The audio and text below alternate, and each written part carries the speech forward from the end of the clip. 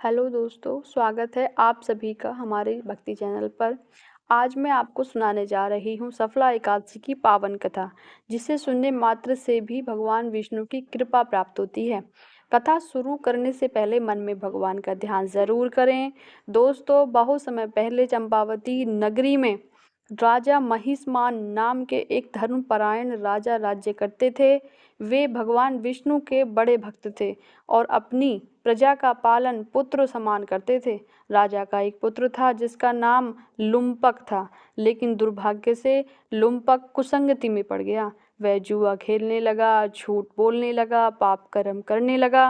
राजा ने उसे बहुत समझाया पर वह नहीं माना। आखिरकार दुखी होकर राजा ने उसे राज्य से निकाल दिया। लुम्पक जंगल में भटकने लगा, दिन भर भूखा प्यासा रहता। कभी फल मिलते तो खा लेता, कभी कई कई दिन बिना भोजन के रह जाता। एक दिन पौष मास की कृष्ण पक्ष की एकादशी आई। उस दिन लुम्पक को खाने के लिए कुछ भी नहीं मिला। भूख और कमजोरी से वह एक पीपल के वृक्ष के नीचे बैठ गया। रात होते होते ठंड बहुत बढ़ गई। वह लेट गया और अनजाने में भगवान विष्णु का नाम स्मरण करने लगा। पूरी रात वह भूखा प्यासा जागता रहा। दोस्तों, उसे पता भी नहीं था कि वह एकादशी का व्रत कर रहा है, और वही व्रत सफला एकादशी का था। रात भर जागरण और उपवास के कारण भगवान विष्णु अत्यंत प्रसन्न हुए। उन्होंने कहा, इसने अनजाने में भी मेरे लिए व्रत किया है, अब इसके सभी पाप नष्ट होंगे। कुछ समय बाद राजा महिष्मान को स्वप्न में भगवान विष्णु ने दर्शन दिए और अपने पुत्र को वापस बुलाने का आदेश दिया। राजा ने अपने पुत्र को खुजवाया। लुम्पक को राजमहल लाया गया। अब वह पूरी तरह बदल चुका था। उसने अपने किए पर पश्चाताप किया।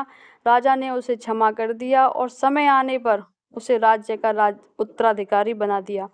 तभी से इस एकादशी को सफला एकादशी कहा जाने लगा, जो असफल जीवन को भी सफल बना देती है। कथा का संदेश है कि दोस्तों, इस कथा से हमें ये शिक्षा मिलती है कि भगवान विष्णु भावना देखते हैं। सच्चा मन होना चाहिए। अनजाने में किया हुआ व्रत भी फल दे जाता है। सफला एकादशी जीवन की दिशा बदल सकती है। अगर आपको यह कथा अच्छी लगी हो तो वीडियो को लाइक ज़रूर करें, कमेंट में जय श्री हरि लिखें। ऐसी लंबी सच्ची भावनापूर्ण कथाएं सुनने के लिए हर एकादशी हर व्रत पर अभी चैनल को सब्सक्राइब करें। जय श्री हरि।